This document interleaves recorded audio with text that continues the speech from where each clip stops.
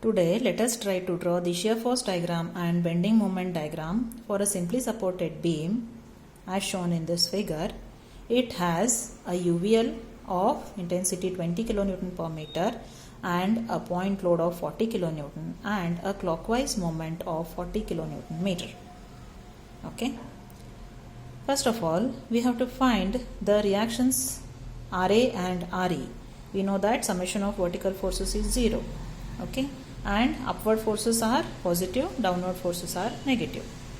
First, RA and RE are positive, acting upwards. So, RA plus RE equals to, that is downward forces, half into 3 into 20. We know UVL, always the total load is calculated as half base into height. So, half into 3 into 20 plus 40. So, RA plus RE equal to 70. Let this be equation 1. Now, taking summation, that is sigma ME equal to 0. Okay. Moment of all the forces either about E or A we have to take to find either reaction RA or RE. Then, taking the moment of all the forces about point E, first the clockwise moment is taken as positive, anti-clockwise moment is always taken as negative. Okay, the reaction at point A, RA, will cause a clockwise moment about point E. So, RA into distance is 8, 3 plus 1 plus 2 plus 2. Total distance is 8 meters. So, RA into 8. Then, there is a clockwise moment, 40 kilonewton meter. So, plus 40 equal to the downward forces will cause an anti-clockwise moment. Okay, either we can write 40 plus RA into 8 minus the moments due to UVL and 40 kilonewton load, or equal to half into base is 3 into 20.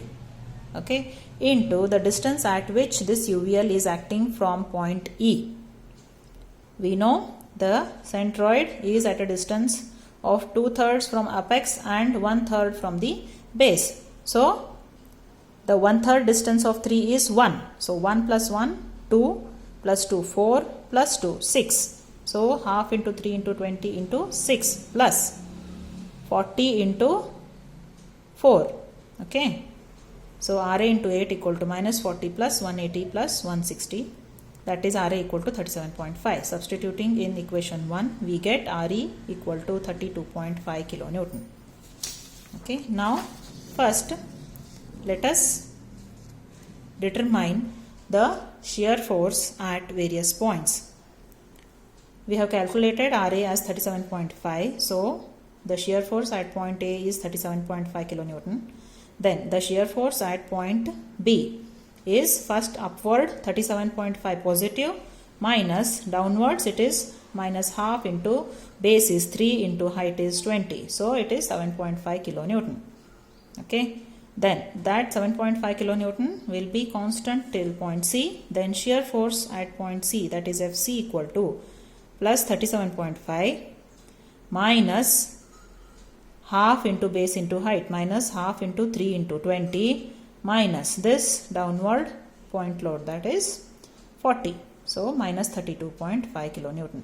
Then in this portion CE there is no vertical load, there is only a moment. So, the shear force at point D is also minus 32.5. It will be constant till point E. Okay. I have drawn the shear force diagram here. First at point A 37.5 kilonewton. Then, since it is a UVL, we have to draw the shear force diagram in portion AB by a curve because it is a paraboloid variation. So, at point B it is 7.5 kilonewton constant till point C. Okay. Then here till here it is 7.5 positive. Then next we get minus 32.5. Then constant till point E, that is minus 32.5. Okay. Then we will reach the baseline. Okay. Then how to draw the bending moment diagram? We know that at simply supported ends the bending moment is 0. Therefore, MA and ME equal to 0. Then bending moment at point B is RA into 3 minus half into 3 into 20, and it is acting at a distance of 1/3 of 3. Okay, that is 37.5 into 3 minus half into 3 into 20 into 1/3 of its space, that is 3. So we get 82.5 kilonewton meter. Then at point C, how to find the bending moment? That is 37.5 into 4, 3 plus 1. 37.5 into 4.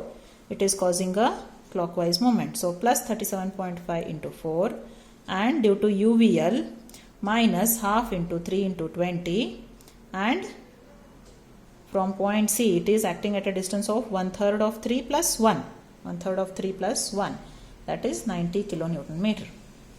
Then here for this point D, we have to find the bending moment just to the left of point D and just to right of the point D. So first the bending moment at D just to the left is calculated as 37.5 into the distance is 3 plus 1, 4 plus 2, 6. So 37.5 into 6, it is causing a clockwise movement, minus due to UVL minus half into 3 into 20. Okay, and it is acting at a distance of 1/3 of 3 plus 1 plus 2. Then due to this point load, minus 40 into 2.